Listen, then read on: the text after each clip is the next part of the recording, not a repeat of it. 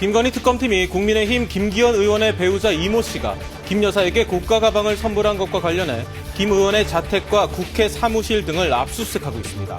특검팀은 김 여사가 김 의원의 당대표 당선을 도왔고 이에 이 씨가 답례 차원에서 가방을 선물한 건 아닌지 의심하고 있습니다. 정치권 인사들의 통일교 금품 수수 의혹을 수사하고 있는 경찰이 오늘 오전부터 서울구치소에 수감된 한학자 통일교 총재를 접견 조사하고 있습니다. 경찰은 한 총재를 해당 의혹의 최종 의사결정권자로 보고 금품 전달 정황 등을 물을 것으로 보입니다. 올해 연말정산부턴 자녀 세액 공제 금액이 지난해보다 10만 원씩 오르고 무주택 세대주의 배우자도 총 급여 7천만 원 이하의 근로자라면 주택 청약 저축 등에 납입한 금액을 공제받을 수 있습니다. 또 특별 재난지역에 고향사랑 기부금을 낸 사람에게 더 높은 공제율을 적용하는 등 기부 혜택도 확대됩니다. 심장이 몸 밖으로 나온 채 태어나는 희귀 질환인 심장 이소증을 앓는 아기를 국내에서 처음으로 살려냈습니다. 의료진은 심장을 가슴 안으로 집어넣은 뒤 배양시킨 피부로 덮어 재건하는 등 수차례 수술을 한 끝에 아기의 심장 전체를 자리 잡게 하는 데 성공했습니다. 여러분 안녕하십니까? KBS 12시 뉴스입니다. 김건희 특검팀이 오늘 오전 고가 가방 수수 의혹에 연루된 국민의힘 김기현 의원 자택 등에 대해 압수수색에 나섰습니다. 관저 이전 특혜 의혹을 받는 김호진 전 국토부 1차관은 오늘 구속됐습니다. 수사에 속도를 낼 것으로 보입니다. 첫 소식 허지영 기자의 보도입니다. 김건희 특검팀이 오늘 오전부터 국민의힘 김기현 의원의 자택 등에 대한 압수수색에 착수했습니다. 김 의원의 배우자 이모 씨가 김 여사에게 고가 가방을 선물한 배경을 조사하기 위해서입니다. 민주당 하청업체인 민중기 특검이 얼마나 무도한 짓을 하고 있는지 아주 똑똑. 이번 압수수색 대상엔 김 의원의 국회의원회관 사무실과 국회 사무처 의회 방호 담당관실도 포함됐습니다. 이 씨는 2013년 국민의힘 당대표 선거에서 김 의원이 당선된 직후 김 여사에게 180만 원 상당의 가방을 건넨 혐의를 받습니다. 당대표 당선을 도와줘 감사하다는 취지의 편지도 썼습니다. 특검팀은 김 여사가 김 의원의 당대표 당선을 도왔고 이 씨가 답례 차원에서 가방을 선물한 건 아닌지 의심하고 있습니다. 이 씨는 지난 5일 피의자 신분으로 특검 조사를 받았습니다. 관저 이전 특혜 의혹의 핵심 인물인 김호진 전 국토부 1차관과 대통령 비서실 행정관 출신 황모 씨는 구속됐습니다. 법원은 증거를 인멸할 우려가 있다며 이들에 대한 구속영장을 발부했습니다. 21g의 불법 특혜준 혐의 인정하십니까?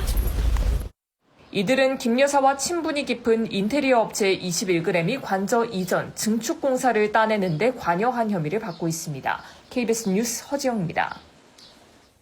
통일교 금품 수수 의혹을 수사 중인 경찰이 한학자 통일교 총재에 대한 조사에 나섰습니다. 경찰은 압수수색을 통해 확보한 증거물 분석에도 집중하고 있습니다. 김보단 기자가 보도합니다. 경찰청 특별전담 수사팀은 오늘 오전부터 서울구치소에 수감된 한학자 통일교 총재를 접견 조사하고 있습니다. 한 총재가 정치권에 금품을 건넨 혐의로 피의자 입건된 뒤 첫 경찰 조사입니다. 전 통일교 세계본부장 윤영호 씨는 2018년에서 2020년 사이 한 총재의 지시를 받아 여야 정치인들에게 금품을 건넸다고 특검에 진술했는데 경찰은 이 진술 등을 바탕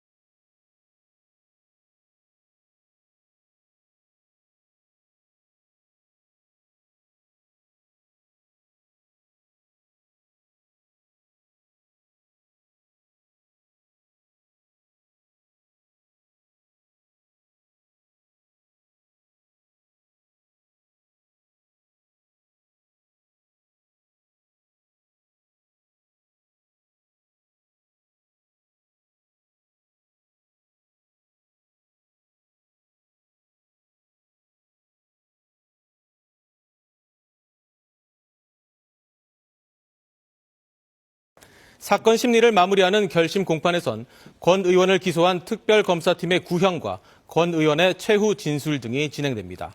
재판부는 또한 결심과 함께 권 의원의 보석 심문을 진행합니다. 정치권에선 서로 다른 특검을 둘러싼 여야 신경전이 이어지고 있습니다. 더불어민주당은 기존 3대 특검 수사를 보완할 2차 종합특검 추진을 본격화했습니다. 반면 국민의힘은 민주당 인사들의 통일교 금품 수수 의혹을 겨냥해 개혁신당과의 특검법 공조에 나섰습니다. 현예슬 기자가 보도합니다. 내란 전담 재판부 수정안으로 위헌 논란을 해소한 민주당. 다시 내란 청산을 내세우며 2차 종합특검 도입 의지를 분명히 했습니다. 기존 3대 특검 수사에서 외환죄와 노상원 수첩 의혹 등 미진한 부분이 많다며 김건희 특검이 종료되는 이달 말부터 2차 특검 공론화에 나서겠다고 했습니다. 법원의 영장 기각, 진술 거부 등 이 수사 방해로 수사가 제대로 이루어지지 못한 부분은 다 모아서 2차 종합 추가 특검을 해야 될 상황이 왔습니다. 어제 의총에서 결론 내린 내란 전담 재판부 설치법 수정안은 당론 추진하기로 했습니다. 통일교 금품 의혹 특검을 추진하는 국민의힘은 개혁신당과의 입법 협의에 나섰습니다. 국민의힘이 어제 공개한 쌍특검 법안을 중심으로 논의한 뒤 이번 주 안에 공동법안을 발의한다는 계획입니다. 특검법의 세부 내용에 대해서 열린 자세로 전향적으로 개혁신당과의 협상에 임할 것입니다.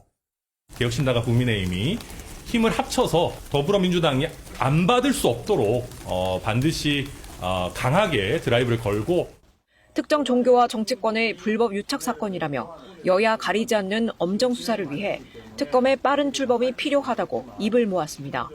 한편 국회 과방위에서는 쿠팡의 대규모 개인정보 유출 사태 청문회가 열리고 있습니다.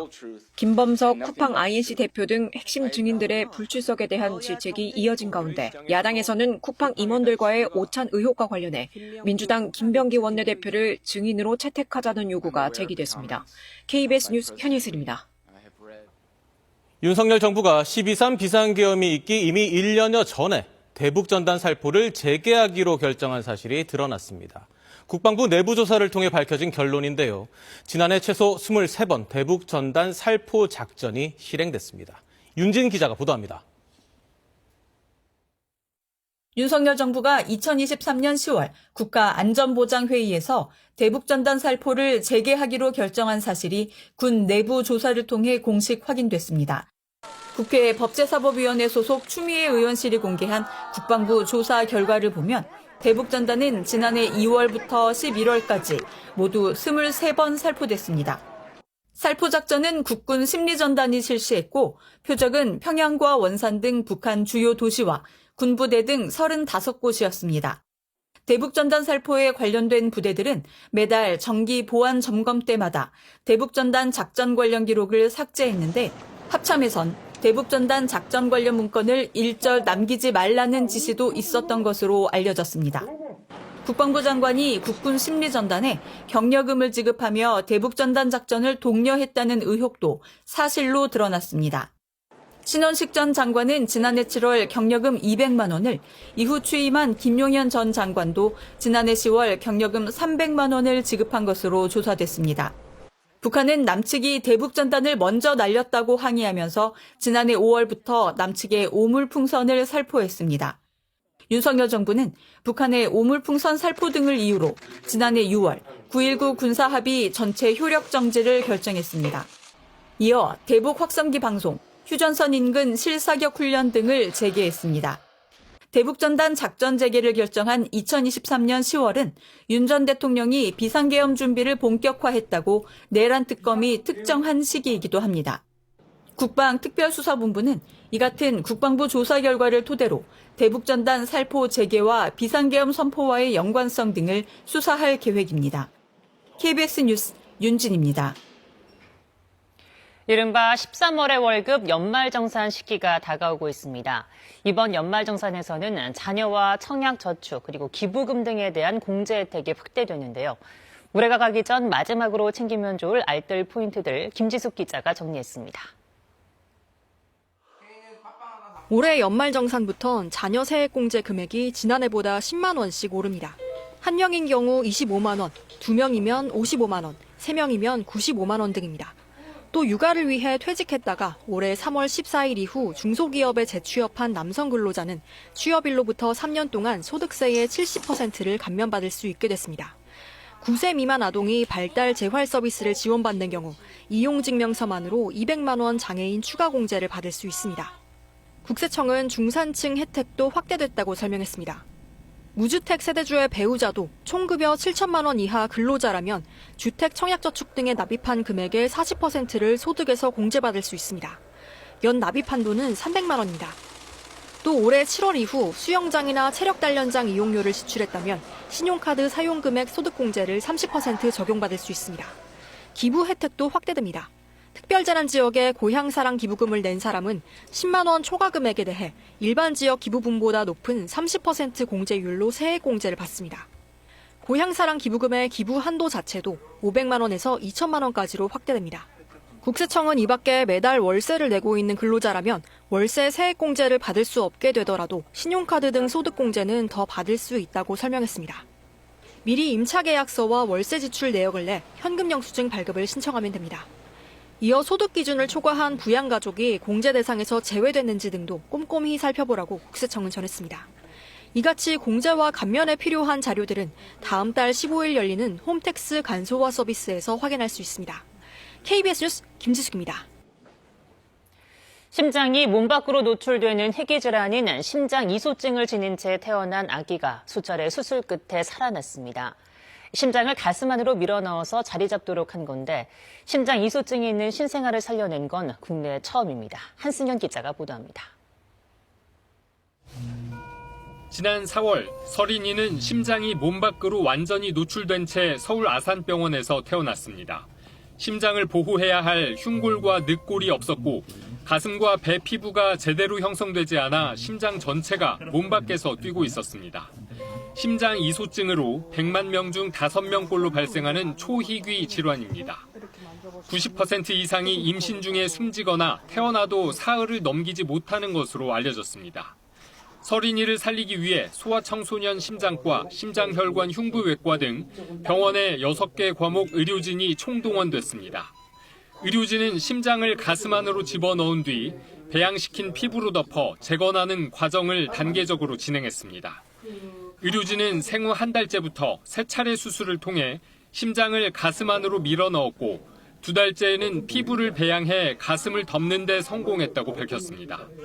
수차례 수술 끝에 생후 2달 만에 심장 전체가 가슴 안쪽에 자리 잡을 수 있었습니다. 현재 생후 8개월인 서린이는 최근 퇴원해 건강하게 자라고 있다고 병원 측은 밝혔습니다. 심장 이소증이 있는 신생아가 태어난 것은 국내 처음, 치료에 성공한 것도 처음 있는 일입니다. 서린이의 어머니는 14번의 시험관 시술 끝에 만난 아이를 포기할 수 없었다며 의료진에게 감사를 전했습니다. KBS 뉴스 한승현입니다. 서울시가 이른바 드론 택시로 불리는 서울형 도심 항공교통의 시범운항 목표 시점을 3년 뒤로 미뤘습니다. 서울시는 오늘 브리핑을 열고 정부가 도심 항공교통 상용화 목표 시점을 당초 2025년에서 2028년으로 조정한 것을 반영한다며 이같이 밝혔습니다.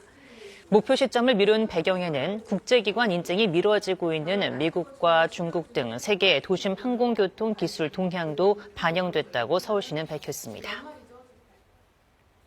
공무원들이 소신껏 일하도록 지원하겠다는 취지로 정책 감사 폐지 방침을 밝힌 감사원이 구체적인 실행 방안을 내놨습니다.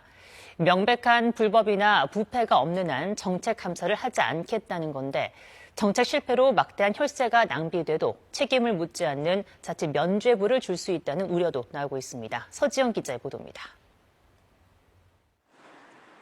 감사원이 발표한 정책감사 폐지 방안은 지난달 대통령실이 약속한 내용의 후속 조치입니다. 개정안은 감사를 하지 않는 예외 사유를 대폭 줄이고 명확히 규정했습니다. 기존에는 예외 규정에 사실 판단 오류나 수단의 적정성 등 단서 조항을 따라 사실상 광범위한 감사가 가능했습니다. 이번에 바뀐 규칙은 감사 대상을 불법과 부패 행위로 한정했습니다.